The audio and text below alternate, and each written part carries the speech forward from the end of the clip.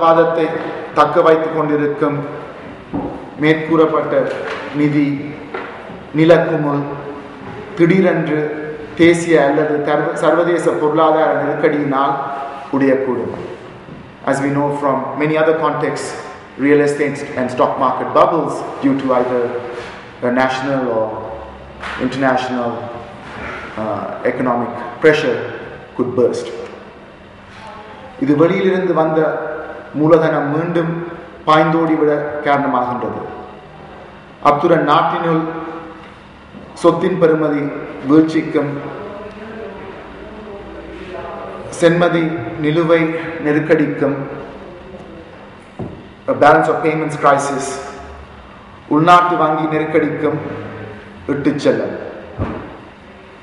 In other words, these kinds of crises can cause both balance of payment crisis as well as a banking crisis domestically. ஏற்கனவே மற்றைய வளர்முக நாடுகள், many other developing countries அனுபவித்த பொருளாதார நெருக்கடிகள் போன்று இலங்கையின் கடுமையான பொருளாதார நெருக்கடி ஒன்று வரக்கூடும். இது மிக உயர்ந்த வட்டிக்கு எடுத்த கடன் நிலைமையை இன்னும் மோசமாக்கக்கூடும்.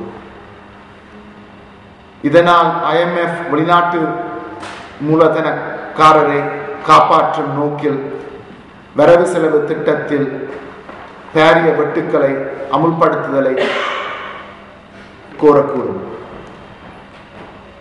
இது நாட்டில் பரந்தளவு நில உடைமை பறிப்புகளை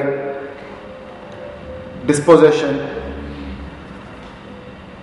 குறைந்து வறிய மக்களை மோசமாக பாதிக்கலாம்.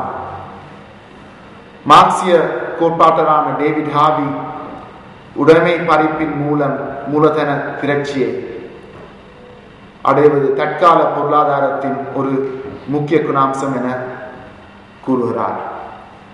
In other words, instead of capital accumulation through production, David Harvey argues that with neoliberalism there is capital accumulation through dispossession. இதுதான் தற்போதைய சிக்கன செயல் திட்டத்தின் நியாயப்பாடு. இது இலங்கையில் மட்டுமல்ல, ஆஸ்டரிட்டி மெஷர்ஸ் என்று கூறுவார்கள். இது தற்போது பிரிட்டன், அமெரிக்கா எல்லா நாடுகளிலும் இந்த கொள்கைகள் மேற்கொள்கின்றன. ராஜபக்ச ஆட்சி நாட்டின் நிதி நிலைமையை மாற்ற முடியாததால் வாழ்க்கை செலவு வீழ்ச்சி அடையும் சம்பளங்கள் ஆகியவை பற்றிய மக்களின் போராட்டங்களுக்கு பதில் சொல்ல முடியாமல் நிற்கிறது. போர் முடிந்தபடியால் மக்களை தொடர்ந்தும் பொருளாதார நெருக்கடிகளுக்குள் வாழச் சொல்ல முடியாது. இவ்வாட்சி பொருளாதார மறுபாய்வையோ ரீடிஸ்ட்ரிபியூஷன் இராணுவ செலவை குறைக்கவோ விரும்பவில்லை. இராணுவ செலவு பாரிய அளவு வேலைவாய்ப்பு பிரச்சனையையும் சமாளிக்க உதவுகிறது. இதற்கு பதிலாக வெளிநாட்டு நிதி மூலதனத்தின் நம்பிக்கையை தக்க வைத்திருப்பதிலேயே கவனம் செலுத்துகின்றது. இதனால் இலங்கையின் உயர் வர்க்கத்தினரும் பயன்பெறுகிறார்கள். விலைவாசிக்கு எதிராக அண்மை காலங்களில் நடைபெற்ற போராட்டங்கள் தொடர்ந்தும் நடைபெறத்தான் செய்யும். இந்த எதேச்சாதிகார ஆட்சி போராட்டங்களுக்கு பதிலாக சலுகைகளை அளித்து கொஞ்சம் கூட விட்டுக் கொடுக்க இயலாது. பதிலாக ராஜபக்ச அரசு மக்கள் மேல் அடக்குமுறை கொள்கைகளை பாவிக்க பார்க்கும். அத்துடன் நீண்ட கால போக்கில் இந்த நவதாரவாத கோட்பாடுகளின் தாக்கம் வர்க்க வடிவமைப்பை பாதிக்கும். When there are these kinds of neoliberal reforms, it's also going to make drastic changes to class structure and influence class formation. வறிய நகர்ப்புற கிராமப்புற மக்களின் சிறிய அளவு உடைமைகளையும் பறித்து அரசு சார் ஊழியத்தின் தங்கியுள்ள கீழ் நடுத்தர வர்க்க மக்களும் பொருளாதார ரீதியில் ஒருங்கட்டப்படுவார்கள். முற்போக்காளர்கள் ராஜபக்ச ஆட்சியின் எதேச்சாதிகார போக்கை பற்றி தெளிவாக செயல்பட்டாலும் சர்வதேச நிதி மூலதனத்துக்கும் எதேசாதிகார அரச அதிகாரத்துக்கும் இடையே உள்ள இறுக்கமான பிணைப்பை பற்றி சரியாக புரிந்துணர்வின்றி இருக்கிறார்கள். மேலும் இறுக்கமான பிணைப்பு இலங்கையின் அரசையும் சமூக உறவுகளையும் தீவிரமாக மாற்றி அமைத்துக் கொண்டு வருகின்றது. இனி 2-3 விஷயங்கள் தான் சொல்ல போறேன். இந்த நவதாராளவாத கொள்கைகளுக்கும் இந்த இலங்கையில் வந்திருக்கும் இந்த பொருளாதார மாற்றங்களுக்கும் அதிகார பாய்வுகளுக்கும் உள்ள மற்றது ஜனநாயகப்படுத்துவதற்கும் உள்ள உறவை பற்றி அதுக்கு பிறகு நான் இந்த கலந்து உரையாடலின் ஊடாக நாங்கள் இந்த விஷயத்தை கூட டெவலப் பண்ணலாம். இலங்கையில் போருக்கு பின்பாக பொருளாதாரம் நவதாராளவாத போக்குகளில் நிர்ணயிக்கப்படும் இந்த பின்னணியில் தான் நாமும் அதிகார பாய்வையும் ஜனநாயக மாக்களையும் விளங்கிக் கொள்ள வேண்டும். நீண்ட காலமாக அதிகார பகிர்வை இனப்பிரச்சினைக்கான ஒரு தீர்வாக நாம் விளங்கி வந்துள்ளோம். இருந்தும் தற்சமயம் இந்த 2வது அலை நவதாராளவாதம் உருவாக்கிய நிகழ்ச்சி இணைவு கன்ஜங்க்சர் எம்மில் ஒரு புதிய விளக்க நிலைக்கு இட்டு செல்ல வேண்டும். வர்க்கம் சாதி ஆகியவை பற்றிய கேள்விகள் அதிகார பகிர்வு சம்பந்தமான சர்ச்சையை இடம்பெற வேண்டும். அதாவது அதிகார பகிர்வு வெறுமனே நிலம் போலீஸ் அதிகாரங்கள் பற்றிய யாப்புறுதியான மாற்றங்களை பற்றியதாக மாத்திரம் இருக்கக்கூடாது. இவ்வுரிமைகள் முக்கியமானவைதான். ஆனால் பரந்தப்பட்ட சிறுபான்மை மக்களின் உரிமைகளுக்கும், அதாவது தமிழர்கள், மலைய மக்கள், முஸ்லிம் மக்கள் ஆகியோருக்கும் இவ்வுரிமைகளுக்கும் இடையிலான சம்பந்தம் யாது? அத்துடன் பிரதேச அடிப்படையில் உள்ளூர் மக்களுக்கு நவதாராளவாத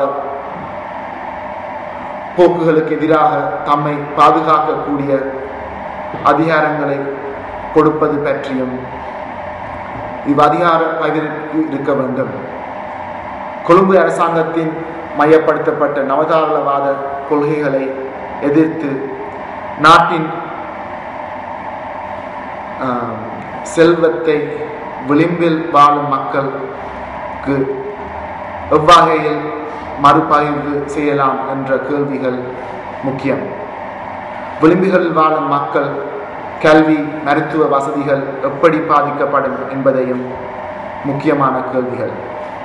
காணி, நிலம் ஆகியவற்றுக்கு சாதாரண விளிம்பு நிலை மக்களுக்கு சம உரிமை உண்டா?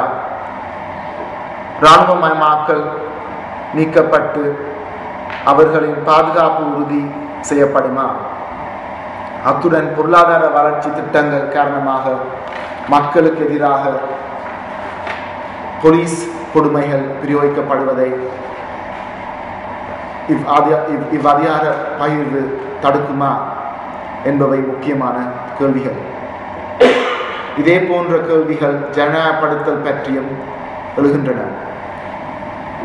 ஜனநாயகப்படுத்தல் வெறுமனே தேர்தல்கள், பாராளுமன்ற அரசியல், நிதித்துறையின் சுதந்திரம் ஆகியவை பற்றியது மாத்திரமன்று, ராஜபக்ச அரசாங்கத்தின் அதிகரித்து வரும் எதேச்சகார பண்பை கட்டுப்படுத்த இவை முக்கியம்தான்.